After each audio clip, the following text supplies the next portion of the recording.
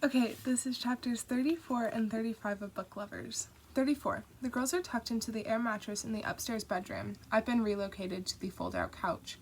But Brendan, Libby, and I stay up late, picking over the leftovers of Bee's blackberry pie. Someone knocks on the door and Brendan kisses Libby's forehead on his way to answer it. Nora, he calls, for you. Charlie standing in the doorway, his hair damp and his clothes perfectly wrinkle-free. He looks like $1,000,000, actually more like 600, but 600 very well appropriated dollars. Up for a walk? He asks. Libby shoves me out of my chair. She sure is. Outside, we wander across the meadow, our hands catching and holding. It's been years since I've held anyone's hand other than Libby or Bee's or Tala's.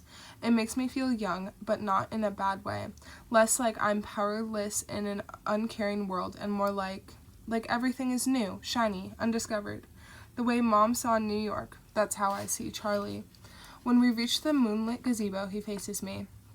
I think we need to consider an alternate ending. I balk. We already sent the notes. Dusty's been working on edits all week. She's not for frigid. He lifts our hands, holds them against his chest, where I can feel his heart beating. His eyes bore into me. Black hole eyes, sticky trap eyes, decadent dessert eyes. We take turns visiting each other, he says seriously. Once a month, maybe. And when you're able, you can come here for holidays. And when you can't, I get my sister and her husband to fly out and be with my parents so I can get up to New York. We video call and text and email as much as we're able. Or if that's too much, I don't know. Maybe we skip all of that. When you're in the city, you're working. And when we're together, we're together. My stomach feels like it's overstuffed with drunken, glittering butterflies. Like an open relationship? No, he shakes his head. But if that's what you'd prefer, I don't know. We could try it. I don't want to, but I will. I don't want that either, I tell him, smiling. He releases a breath. Thank fuck. My heart twists. Charlie, just consider it, he presses quietly. It didn't work for Sally and Clint, for me and Jacob, Charlie and Amaya. Even if I can overcome my travel anxiety, even if Charlie doesn't mind talking me down in the dead of night, how am I supposed to deal with the constant fear of losing him? The anxiety every time he cancels a call or a visit falls through, waiting for the other shoe to drop, for the day he finally says, I want something different. It's not you. I want someone different. A slow, excruciating heartbreak unfolding bit by bit for weeks. I take a swift beheading over that death by 1,000 paper cuts every time. Long distance never works, I say. You said that yourself. I know, he says, but it's never been us, Nora. So we're the exception, I say skeptically. The people it just works out for? Yes, he says. Maybe. I don't know. His eyes rove over me as he regroups. What else can we do, Nora? I'm open to notes. Tell me what you'd change. Get out your fucking pen and shred it all up and tell me how it's supposed to end. It actually hurts to smile. My voice sounds like it's scraping over broken glass. We enjoy this week. We spend as much time together as we want. And we don't talk about after. And then I leave and I don't say goodbye. Because I'm not good at them. I've never really said one, and I don't want to start with you. So instead, when I kiss you for the last time, neither of us draws attention to it. And then I get on a plane and go home, incredibly grateful for the life-ruiningly hot man I once spent a month with in North Carolina. He stares at me, his eyes focused and brow furrowed. As he absorbs what I said, his lips pouting. It's his editing expression. When he clears, he shakes his head and says, No. I laugh surprised. What? He straightens, steps in close. I said no. Charlie, what's that even mean? It means, he says, eyes glinting, you'll have to do better than that. I smile despite myself, hope thrashing around in my belly like a very determined baby bird with a broken wing. I'll expect notes by Friday, he says. The rest of the week we're running. Libby's working on the fundraiser ball. Brendan's finishing the final phases of the mortgage process. Charlie's at the register, and Sally's in and out nonstop getting everything ready for the virtual book club with Dusty. There's a new sign in the window, reading, Make good choices, buy good books. And a poster of Dusty's face advertises both the book club and the once-in-a-lifetime Blue Moon Ball. Volunteers transform the town square, and technically I've called off for the week, but some things won't wait, so I do my best to squeeze in bits of work in between giving the girls piggyback rides and cleaning up my resume for Logia. I've always thought of myself as a creature of survival, but lately I've been daydreaming about a new job, about Charlie, about having everything all at once. So in that way, maybe this place did transform me, just not into a girl who loves flannel and pigtail braids. When we're together, Charlie and I don't keep our distance or circle each other warily. We give in to every moment we can, but we don't talk about the future. When we're apart, though, we keep the story going over calls and texts. You'll spend Christmas in Sunshine Falls, and I'll spend New Year's Eve in the city, he says. We'll get up early and train hop until we find a mariachi band, I say. We'll go to town hall meetings and involve ourselves in public feuds, then go back to the college and have sex all night, he says. And we'll do a taste test of all the dollar slices in the city. We'll get to the bottom of the cubed ham salad at PS, I say. I believe in you so deeply, Nora, he says, but not even you can unlock the secret of that great mystery. I'll be so busy, I remind him. For the first couple of months when I get back, I'll be cramming in time with Libby and the girls, and if I get the Loggia job, tapering off my agency work, offloading my clients to another agent, then there will be the learning curve of stepping into a new role. Busy doesn't scare me, Charlie says. This, I think, is what it is to dream. And I finally understand why Mom could never give it up, why my authors couldn't give it up, and I'm happy for them because this wanting, it feels good, like a bruise you need to press on, a reminder that there are things in life so valuable that you must risk the pain of losing them for the joy of briefly having them. Sometimes I write to Charlie, the first act is the fun part, and then everything gets too complicated. Stephens, he replies, for us, it's all the fun part. It hurts, but I let the dream go on a while longer. Oh my god, I'm sorry. Whew. No one will ever convince me that time moves at a steady pace.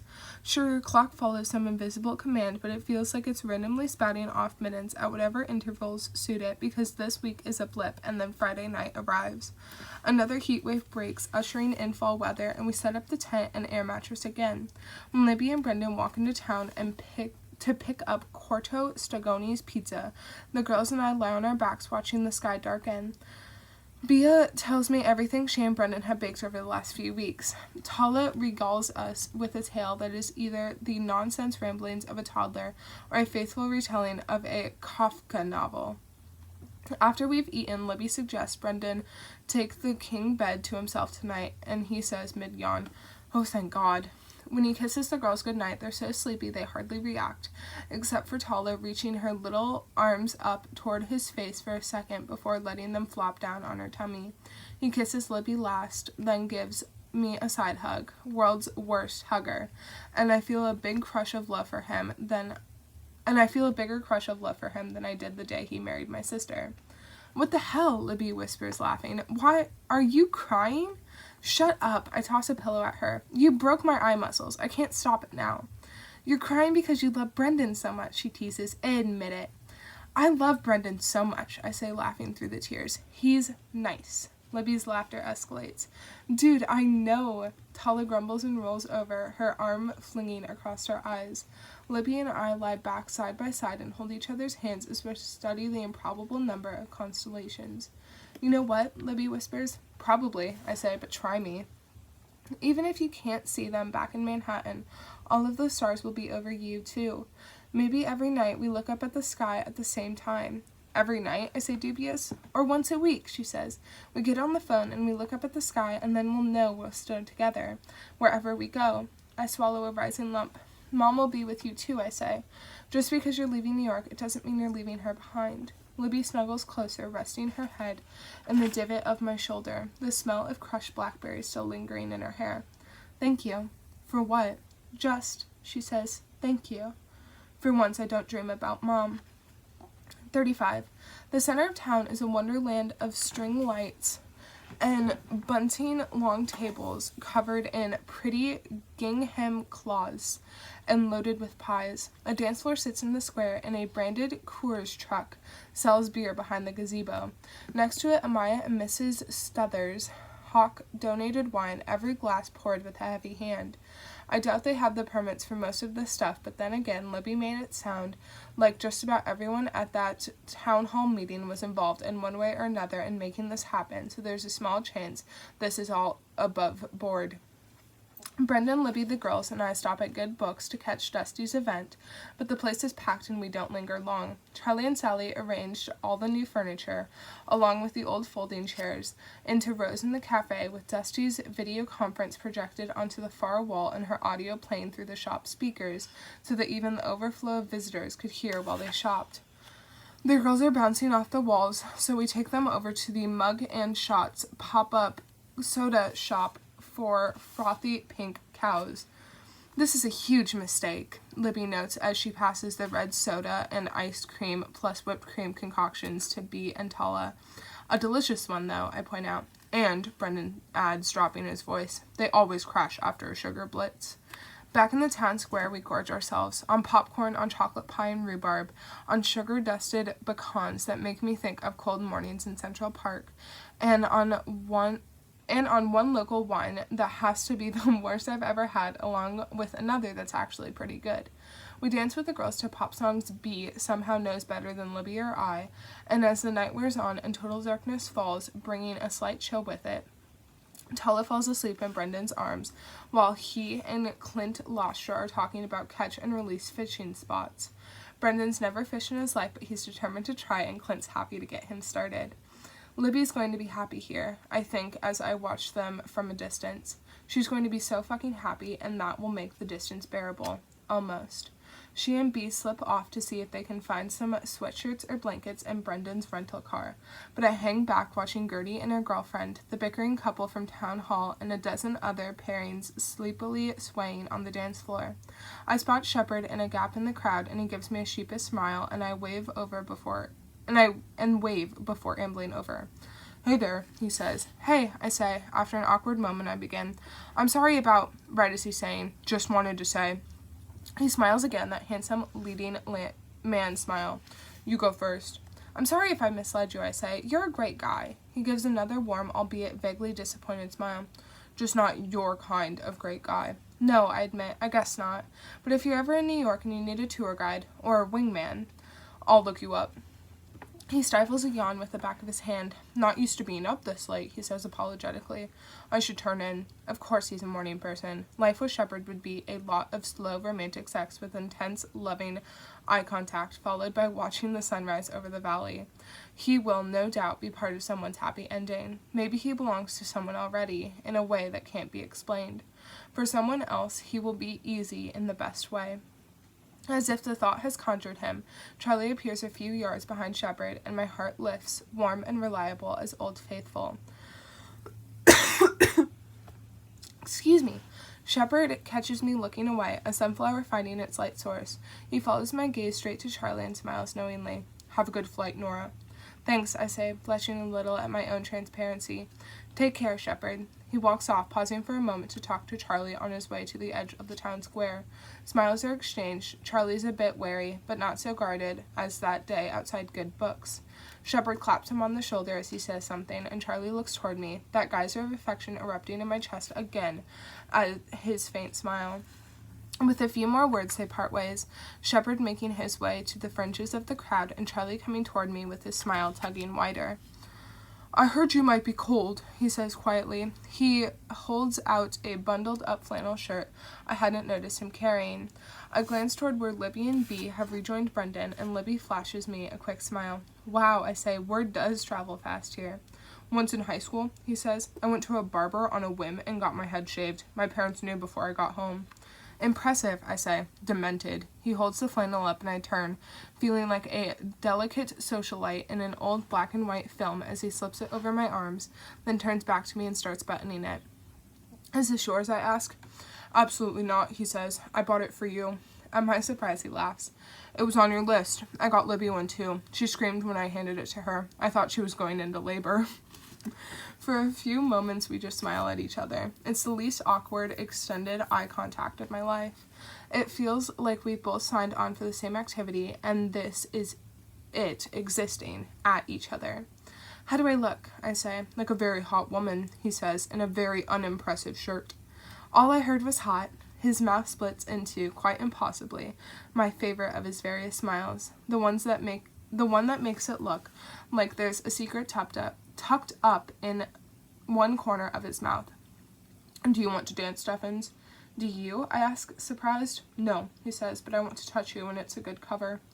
I take his hands and pull him out onto the dance floor beneath the twinkling lights, while James Taylor's Carolina in my mind plays like the universe just wants to tease me.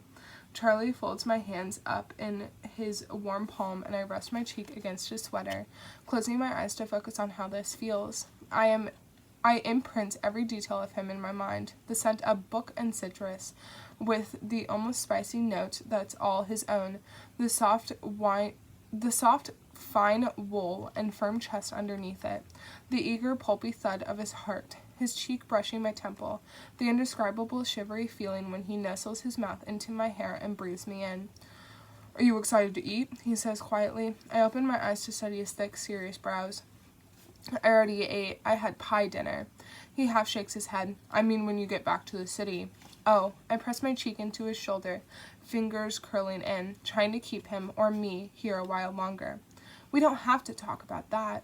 His hands gently increase their pressure for a moment. I don't mind. I close my eyes against tears, and after a pause say, I've been craving Thai. There's a great Thai restaurant There's a great Thai restaurant around the corner from my apartment, he says. I'll take you someday.